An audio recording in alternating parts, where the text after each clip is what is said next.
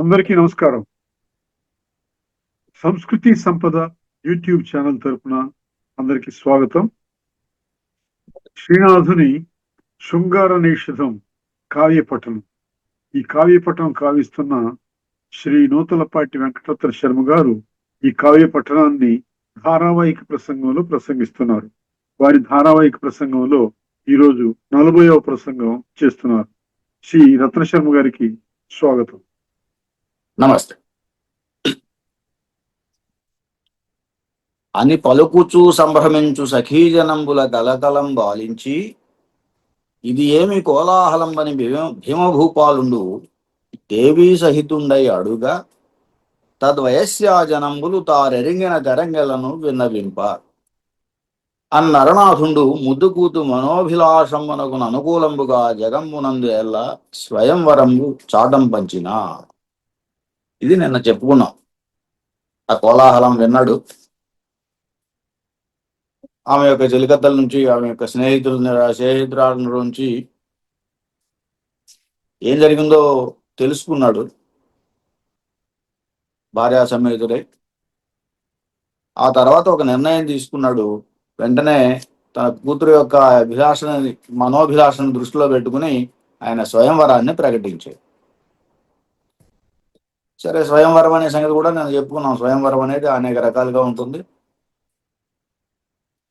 మరి అలాగే మనం భారతంలోనే కాశీరాజుల కుమార్తె యొక్క స్వయంవరాన్ని చూసాం, ద్రౌపది స్వయంవరం చూసాం, రామాయణంలో అయితే సీత స్వయంవరం చూసాం. ఇలా అనేక స్వయంవరాలను మనం అక్కడ ఎలా స్వయంవరాలను ప్రకటించారో చూసాం. ఇప్పుడు దమయంతికి అలాంటివి ఏమీ లేవు. మామూలుగా ఆమె ఇష్టం వచ్చిన వాళ్ళని ఎన్నుకోవచ్చు. అలా స్వయంవరాన్ని ప్రకటించాడు ఆయన. ఇక్కడేమీ ఎలాంటి పరీక్షలు లేవు. సరే, విధివశాత్తు చివరికి పరీక్ష వచ్చింది. ఆ పరీక్షని ఎట్లాగో నెగ్గింది. తర్వాత చూద్దాం. సప్తసాగర పరివృతక్ష్మాతలమున ఆటబడియను వాదిత్ర సంయుతముగా ధరణినాథ కుమార వృద్ధైర్యహారి భోజగన్యా స్వయంవరాభ్యుదయమహము. సప్తసాగర పరివృతక్ష్మాతలమున, సప్తసాగరాలు చుట్టుకొని ఉన్నటువంటి ఈ మొత్తం భూమండలంలో సప్తసాగర పరివృత చుట్టబడినటువంటి క్షమాతలము భూమండలమున చాటబడి అను ఆదిత్ర సంయుతముగా ధరణినాథ కుమార హృద్ధైర్యహారి భోజకన్యా స్వయంవరాభ్యుదయమహము. చాటబడి అను వాదిత్ర సమేతముగా అన్నాడు. ఏమిటి ఈ చాటబడి అను? భోజగన్య స్వయంవరాభ్యుదయ మహము అన్నాడు. స్వయంవర అభ్యుదయ మహము అంటే ఉత్సవం. స్వయంవరోత్సవాన్ని ప్రకటించాడు. ఇది ధరణినాథ కుమార హృద్ధైర్యహారి. ఈ స్వయంవరం అనేది, ఈ ప్రకటన, దమయంతి స్వయంవర ప్రకటన అనేది ధరణినాథ కుమార హృద్ధైర్యహారి, రాజకుమారుల యొక్క, ధరణినాథులు అంటే రాజులు, ధరణినాథ కుమారులు అంటే రాజకుమారులు, రాజకుమారుల యొక్క హృదయ ధైర్యహారి, హృదయంలోని ధైర్యాన్ని పోగొట్టేటువంటి ప్రకటన. ఉత్సాహం కలిగించే ప్రకటనలా, వాళ్ళ యొక్క రాజకుమారుల యొక్క హృదయాల్లో ఉన్న ధైర్యాన్ని పోగొట్టేటువంటి ఈ స్వయంవరాభ్యుదయ మహము అనేటువంటి ప్రకటన. ఇలా చాటబడి అను. పైగా ఇక్కడ ఒక విశేషం ఉంది. వాదిత్ర సంయుతముగా అని ఒక మాట ఉన్నది. సప్తసాగర పరివృత క్షమాతలమున చాటబడి వాదిత్ర సంయుతముగా, వాదిత్ర అన్నాడు. ఇక్కడ ఏమిటి వాదిత్ర అంటే,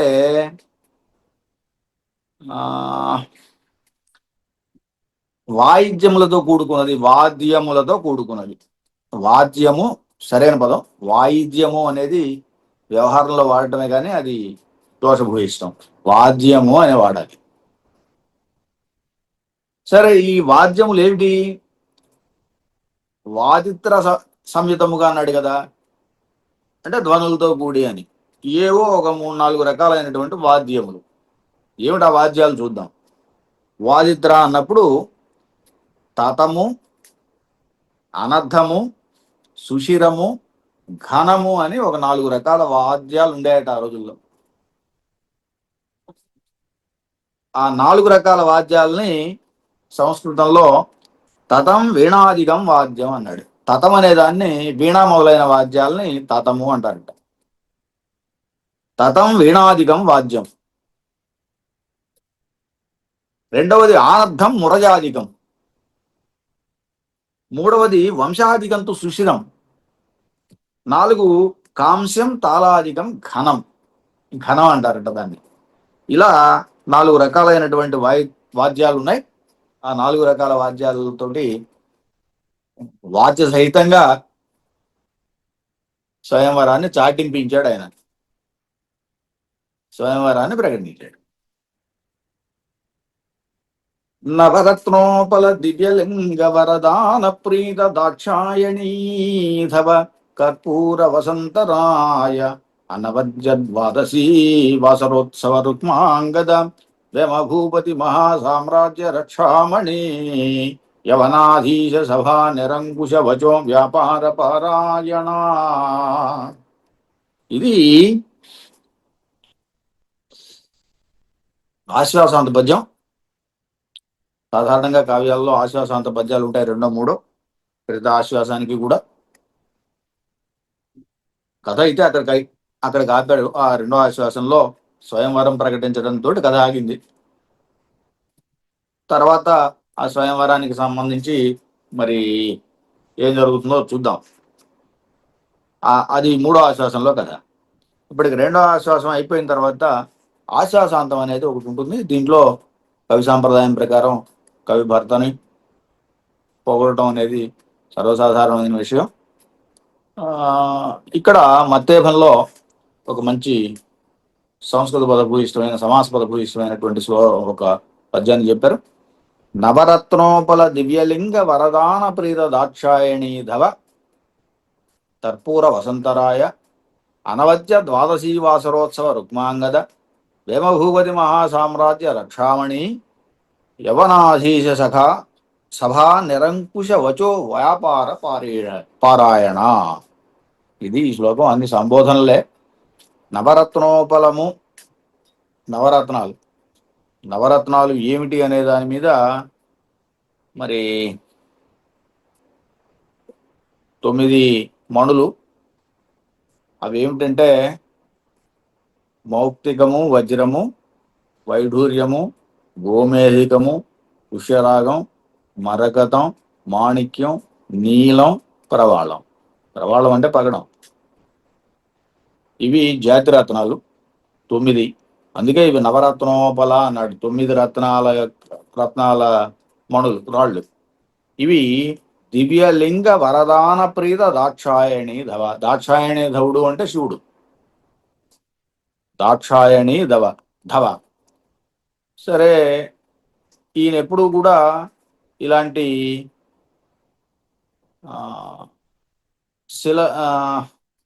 శివలింగములను చేయించి దానం చేసేవాడట. అవి ఇలా రకరకాల మణుల రత్నాలతోటి రకరకాల నవరత్నాలతోటి ప్రత్యేకంగా శివలింగాలు చేయించి దానం చేసేవాడట. ఎవరు? ఆ రాజుగారు. వేమభూపతి అన్నాడు. అందుకే 3వ లైన్లో వేమభూపతి మహాసామ్రాజ్య రక్షామణి అని. ఆ రాజుగారు అలాంటి వాడు. వేమభూపతి వద్ద ఈయన పనిచేశాడు కదా, ఆస్థాన విద్వాంసుడిగా పనిచేశాడు. కాబట్టి రాజుగారిని పొగుడుతున్నాడు. ఆయన ఇలా నవరత్నాలతోటి, ఉత్కృష్ట దానాలతోటి శివలింగాలను దానం చేసి వరదానం, లింగ వరదాన అన్నాడు. దివ్య లింగ వరదాన ప్రీతి దాక్షాయణి ధవ చేయటం వల్ల శివుడి చేత శివుణ్ణి ప్రీతి చెందించినటువంటి వాడు, శివుణ్ణి ప్రీతిని అందించినటువంటి వాడు అని. నవరత్నోపల దివ్యలింగ వరదానముల చేత ప్రీతుడైనటువంటి దాక్షాయణ ధవుడు, పార్వతీ ధవుడైనటువంటి శివుణ్ణి మెప్పించినటువంటి వాడు అని. సరే, కర్పూర వసంతరాయ ఆయనకు ఒక బిరుదు ఇది, కర్పూర వసంతరాయుడు అని. అలాగే అనవద్య ద్వాదశీ వాసరోత్సవ రుక్మాంగద, అనవద్యంగా ఎల్లప్పుడూ నిర్దోషమైనటువంటి ద్వాదశీ వాసరోత్సవ రుక్మాంగదుడు, ద్వాదశి తిథి అందలి పండుగను నిర్వహించేటువంటి రుక్మాంగదుడు అనే ఒక రాజు ఉన్నాడట. అలాంటి వాడు నువ్వు అని భీమభూపాలని పొగడ్డం. అక్కడేమో పైన శివుడితో పోల్చాడు, ఇక్కడేమో రుక్మాంగదుడితో పోల్చాడు. ఈ రుక్మాంగదుడు అనేవాడు ఏకాదశి ఉపవాస వ్రతాన్ని చేసి జగత్ ప్రసిద్ధుడైనటువంటి వాడు. అటువంటి రుక్మాంగదుడవు అని. అనవద్య ద్వాదశీ వాసరోత్సవ రుక్మాంగదు, వదిలిపెట్టకుండా నిరంతరము నిర్దోషంగా ద్వాదశి వాసర ఉత్సవాన్ని నిర్వహించినటువంటి రుక్మాంగదుని వంటి వాడా అని. వేమభూపతి మహాసామ్రాజ్య రక్షామణి, వేమభూపతి మహాసామ్రాజ్యాన్ని రక్షిస్తూ ఉన్నటువంటి వాడా అని. వేమరాజు యొక్క గొప్ప రాజ్యాన్ని రక్షిస్తూ ఉన్నటువంటి వాడు అని. ఎవరు? ఈయన సింగయ్య మంత్రి. సింగయ్య మంత్రి గురించి ప్రస్తావన ఇదంతా. సింగయ్య మంత్రి ఈ ఈ కృతి భర్త. మహాసామ్రాజ్య రక్షామణి యవనాధీశ సభా నిరంకుశ వచో వ్యాపార పారాయణ. ఇంకా ఎలాంటి వాడట? యవనాధీశ, యవన ప్రభువు యొక్క సభయందు నిరంకుశ వచో వ్యాపార పారాయణ, అడ్డులేని వాక్ప్రయోగము ప్రసంగము కలిగినటువంటి వాడా అని. అటువంటి వ్యాపార పారాయణుడవు అని. ఇలా సింగన మంత్రిని సంబోధన చేస్తూ పొగుడుతూ ఉన్నాడు. ఇదంతా కూడా సింగన మంత్రికి సంబంధించింది. వేమభూపతి అనగానే వేమరాజు అనుకున్నాం, కానీ వేమరాజు యొక్క ఆ సామ్రాజ్యాన్ని రక్షామణి రక్షించేటువంటి ఓ సింగన మంత్రి అని. అది కాబట్టి సింగన మంత్రికి సంబంధించినటువంటిది ఈ ఈ పద్యం. ఇదంతా కూడా ఆయన కావ్య భర్త కాబట్టి, ఆయన కావ్యాన్ని అంకితం తీసుకున్నాడు కాబట్టి ఆయనకి సంబంధించినటువంటి పొగడ్త. నవరత్నోపల దివ్యలింగ వరదాన ప్రీత దాక్షాయణీధవా, నవరత్నాలతో దివ్యమైనటువంటి శివలింగాలను తయారు చేయించి దాన్ని వరదానం చేసినటువంటి, తద్వారా శివుణ్ణి ప్రీతి పొందించినటువంటి ఓ సింగన మంత్రి అని. కర్పూర వసంతరాయ, కర్పూర వసంతరాయుడు అనేది ఆయనకి బిరుదట, అందువల్ల అది వాడాడు. అనవద్య ద్వాదశీ వసరోత్సవ రుక్మాంగద, నిరవధ్యంగా ఎప్పుడూ కూడా ఎలాంటి దోషం లేకుండా ఈ ద్వాదశి వాసర ఉత్సవం, ద్వాదశి తిథి యందు వచ్చేటువంటి ఉత్సవం, ఇది నిత్యోత్సవంగా జరపడం. ద్వాదశి తిథిని ఎప్పుడు కూడా, అంటే దాదాపుగా ద్వాదశి నెలకు 2 సార్లు వస్తుంది. కృష్ణపక్షంలోను, బహుళపక్షంలో, శుక్లపక్షంలోను, బహుళపక్షంలోను.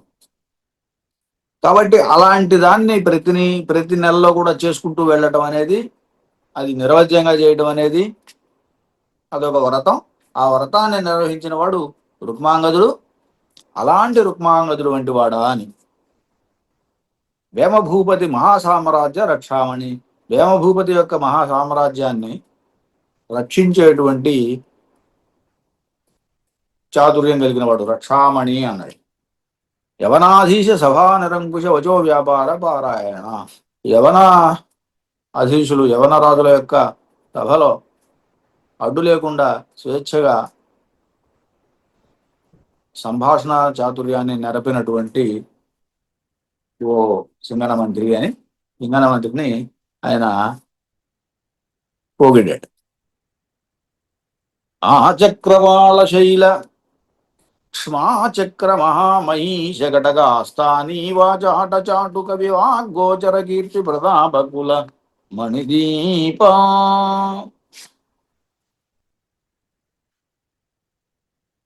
చక్రవాళ శైల, చక్రవాళ శైల క్ష్మాచక్ర మహామహీష కటక ఆస్థానీ వాచాట చాటు కవి వాగ్గోచర కీర్తి ప్రదీప కులమణి దీప. ఈయన ఎలాంటి వాడంటే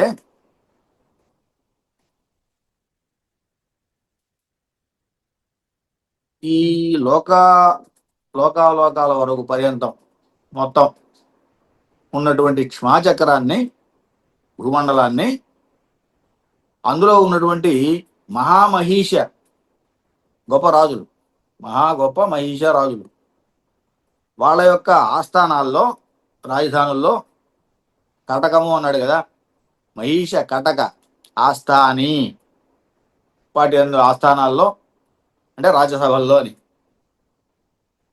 వాచాటు చాటు కవి. సరే, ఈ చాటు కవులు సాధారణంగా పొగుడుతూ ఉంటారు. వీళ్ళు వాళ్ళ యొక్క వాగ్గోచర కీర్తి ప్రతాప, వాళ్ళ యొక్క వాక్కులకు ప్రియమైనటువంటి కవి పలుకులకు ఇతని యొక్క కీర్తి ప్రతాపాన్ని గురించి చెప్పేటువంటి కవనం. సాధారణంగా వన్యమాగతులు అంటూ ఉంటారు, వాళ్ళు చక్కగా ఆయన గురించి పొగుడుతూ ఉంటారు, ఆయన యొక్క కీర్తి ప్రతాపాలన్నింటినీ కూడా పొగుడుతూ ఉంటారు. అదిగో అలాంటిది అన్నమాట. చాటు కవి వాగ్గోచర కీర్తి ప్రతాప, అటువంటి కీర్తి ప్రతాపం కలిగినటువంటి వాడా అని. కులమణి దీప. సరే, కులానికి మణిదీపం వంటి వాడు అని. కులమణిదీప, మణిదీపం వంటి వాడు కులానికి అని.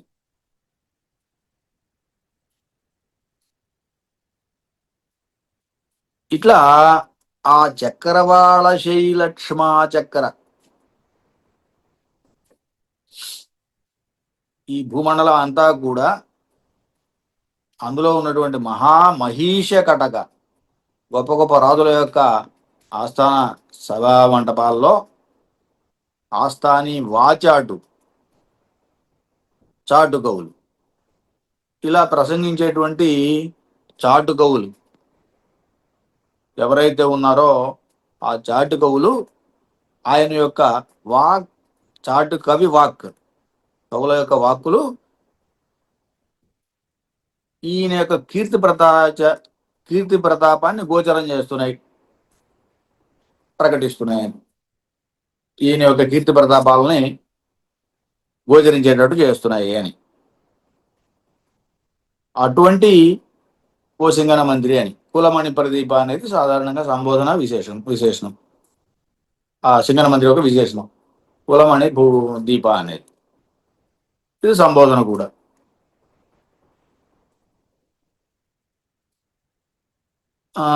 చక్రవాళం అనే దానికి లోకాలోకం అని చెప్పడంలో ఉద్దేశం ఏంటంటే, లోకాలోక చక్రవాళ అని అమరల్లో ఈ చక్రవాళం అనే దానికి లోకాలోకం అని అర్థం చెప్పారు. అందుకని లోకాలోక పర్వతం వరకు గల అని. చక్రవాళ శైల క్షమాచక్రం అన్నప్పుడు భూమండలమే, అది ఎక్కడ దాకా అంటే అంతవరకు అని చెప్పాడు.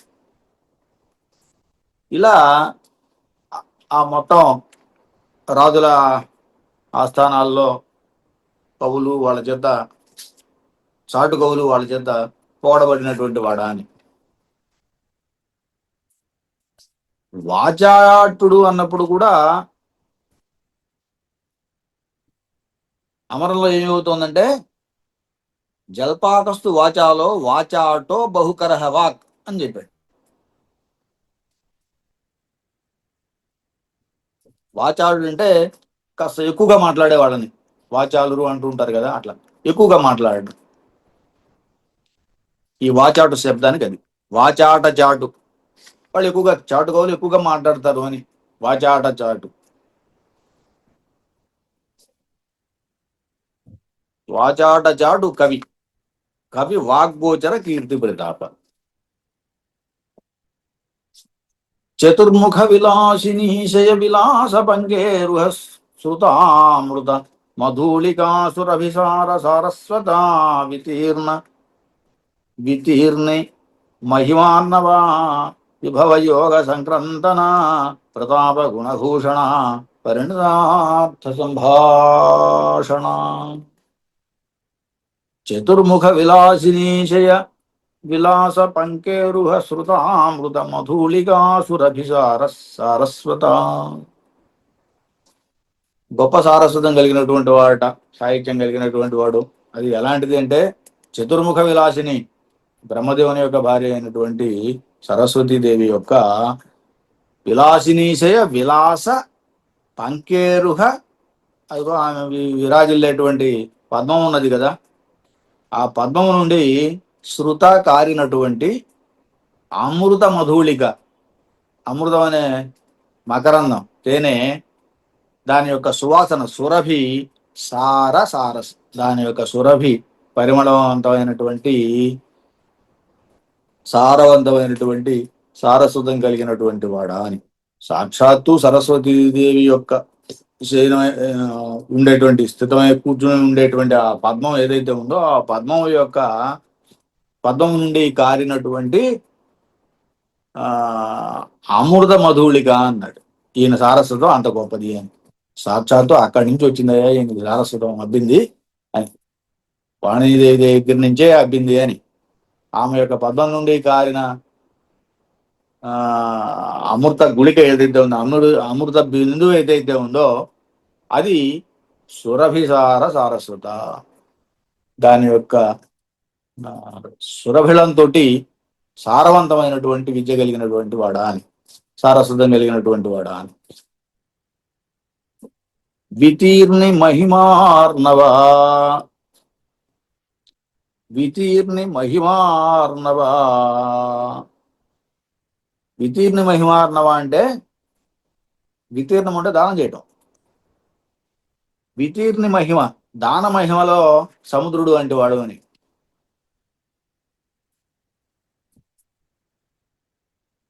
ఈవి యొక్క ప్రభావానికి సముద్రుడా, దానగుణంలో సముద్రుడా అని చెప్పడం అంతే. విభవయోగ సంక్రందన, విభవయోగంలో సంపదలో వైభవం యొక్క సంప్రాప్తి యందు సంక్రందనుడు అని. నందనుడు, సంక్రందనుడు అంటే ఇంద్రుడు. ఇంద్రుడికి దేవేంద్రుడు అంటే గొప్ప వైభవం అని కదా, దేవేంద్ర వైభవం అంటూ ఉంటాం కదా.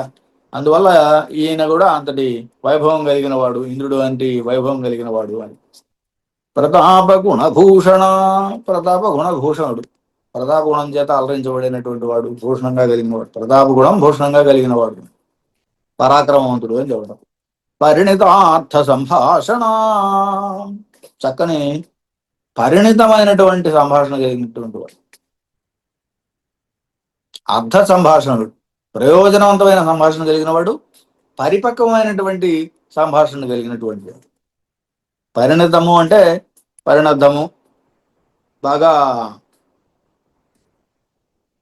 పరిణితి చెందినటువంటి ప్రయోజనవంతమైనటువంటి సంభాషణ కలిగినటువంటి వాడు.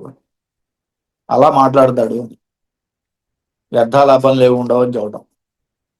ఇంత గొప్పగా సింగన మంత్రిని పొగిడాడు ఆయన. చతుర్ముఖ విలాసిని శయన, చతుర్ముఖ విలాసిని శయ విలాస పంకేరుహ. పంకేరుహం అంటే పద్మం, ఆమె పద్మం మీద కూర్చుని ఉంటుంది వాణి సరస్వతీదేవి. శృత అమృత మధూళిక సురభిసార సారస్వత. శృత అంటే స్రవించటం, స్రవించినటువంటి కారినటువంటి అమృత మధూళిక, అమృత మధూళిక పూదేని, దాని యొక్క సురభి సువాసన, సారం కలిగినటువంటి సారస్వత విద్య కలిగినటువంటి వాడు అని. వితీర్ణి మహిమార్ణవ విభవయోగ సంక్రందన ప్రతాప గుణభూషణ పరిణతార్థ సంభాషణ. మొత్తం కూడా ఆయనకు సంబంధించినటువంటి సంభాషణలు, ఈ విశేషణాలు, ఇవన్నీ కూడా ఆయన యొక్క విశేషణాలు. ఇట్లా సింగన మంత్రిని ప్రస్తావన చేశారు. అయిన తర్వాత మూడో ఆశ్వాసంలో మళ్ళీ ఒక్కసారి ఆ మామిడి సింగను తలుచుకుని కథలోకి వెళ్తాడు. శ్రీహర్ష సుఖ వికవిత వ్యాహార కథా సుధా రసాస్వాద సుఖ శ్రీహర్షోదయ నిత్య సమాహిత మాహితాంతరంగ మామిడి సింగా. ఈ శ్రీహర్షుడిని ప్రస్తావన చేశాడు. శ్రీహర్షుడు అనే మహాకవి యొక్క ఆ, కవనము, ఆయన అందు నుంచి సంభాషించబడినటువంటి చెప్పబడినటువంటి నలకథ. నలకథ అనేటువంటి అమృత ద్రవం, కథా సుధా రసాస్వాద సుఖం, దాన్ని కోరడం చేత ఇది అమృత ద్రవాన్ని, నలకథ అనే అమృత ద్రవాన్ని, సుధా రసాస్వాద సుఖ శ్రీహర్షోదయ నిత్య సమాహిత మాహితాంతరంగా, అలా ఉత్కృష్టమైనటువంటి చిత్తము కలిగినటువంటి వాడా అని మాహిత మహితాంతరంగా మామిడి సింగ. అది నిత్యం కూడా శ్రీహర్షుని యొక్క ఈ శృంగార నైషధాన్ని చదవడం అనేటువంటి ఆ కథలో, ఆ కథను తెలుసుకుని చదువుకుని ఆ రసాస్వాదాన్ని పొందుతున్నాడు అనేటువంటిది ఈ సింగన మంత్రి. తద్వారా ఈయన్ని అడగటం, ఈయన చెప్పడం జరిగింది. అంటే ఆయన కూడా అంత సంస్కృత పాండిత్యం ఉన్నటువంటి వాడనే, అంత గొప్ప పాండిత్యం ఉన్నవాడనే శ్రీహర్షుని యొక్క సంస్కృత కావ్యాన్ని పూర్తిగా చదివి అర్థం చేసుకుని ఆనందించడం అనేది చిన్న విషయం కాదు. అందుకే పైన ఈ మాట చెప్పాడు, ఏది పంకేరుహ శృతామృత మధూళికా సురభిసార సారస్వత అని చెప్పటం, అంతటి విద్య కలిగిన వాడు అని చెప్పటం. దానికి అనుబంధంగానే ఈ పద్యం చెబుతున్నాడు మూడో ఆశ్వాసం మొదట్లో. శ్రీహర్ష సుకవి కవిత వ్యాహార కథాసుధారసాస్వాద సుఖ శ్రీహర్షోదయ నిత్య సమాహిత మాహితాంతరంగ మాహిత మహితాంతరంగ మామిడి సింగ. ఆయన అలా పొగిడాడు ఈ శృంగార నైషధ శృతి ఆశ్వాస ఆరంభంలో. ఆ తర్వాత నాలుగు ఇక కథలోకి వెళ్తాడు. అది రేపు చూద్దాం. స్వస్తి.